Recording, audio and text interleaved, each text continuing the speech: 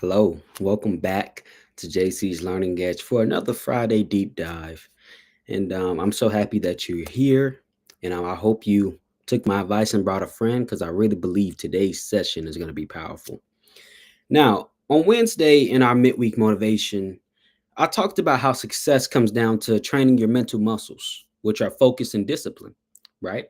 I said it's not about how much time you spend, but it's your ability to lock in and stay consistent.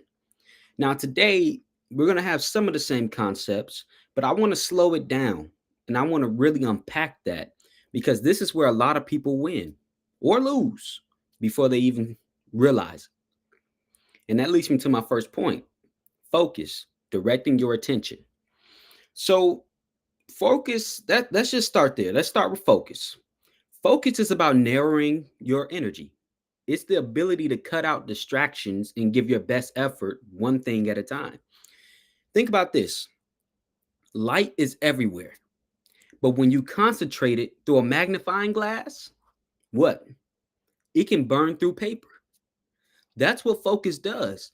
It takes your scattered energy and channels it into, results. And too often people spread themselves too thin. They start five projects but finish none.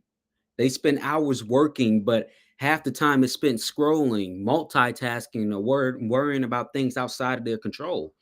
Real growth happens when you give your full attention to the right thing that's right in front of you. Now, here's a practical tip: create a focus routine. That might mean turning your phone on do not disturb for 30 minutes. That might mean closing extra tabs on your computer or setting a timer so you work in sprints. You see, small changes in focus creates huge differences in productivity. I'm going to say that again. Small changes in focus create huge differences in productivity. And that leads me to my second point: discipline. Staying consistent beyond emotion. Discipline is the partner of focus. Focus gets you started, but discipline keeps you going even when that excitement starts to fade. Here's the truth: I've said it so many times: motivation is temporary. You're not going to always feel like it. You're not going to always feel like, putting in the work you need to put in. But discipline says, I'm going to show up anyway. Think about an athlete. They don't train only on the days they feel like it. They train daily because they know the season is coming. You see, that's how winners prepare. They don't wait on a feeling, they rely on discipline. And really quick, I'm going to give you a practical tip: set a small, non negotiable standard for yourself. For example, say I will read uh, 3 pages of a book every night, or I will work out for 10 minutes daily. And this is something I'm implementing in my life. Listen, don't try to move mountains overnight. Remember, it's not sustainable. I've told you about this. When you try to overhaul your life, you're always going to revert back to your previous habits because it's just too much at one time. Make those small adjustments, stack those small wins, and then you'll look up and you'll have momentum built to get wherever you're trying to go. And that leads me to my third point: combining focus and discipline, building mental muscles. Now, here's really where it comes together. Focus is the short term lock in, but discipline is the long term commitment. I'm going to say that again. Focus is the short term lock in, but discipline is the long term commitment. When you put them together, you build momentum, and momentum is hard to stop. It's like lifting weights. The first time you pick up a dumbbell, it feels heavy. But as you consistently lift, your muscles grow, and what was once heavy becomes light to you. Focus and discipline works the same way. At first it feels tough. Your mind your mind starts to fight you.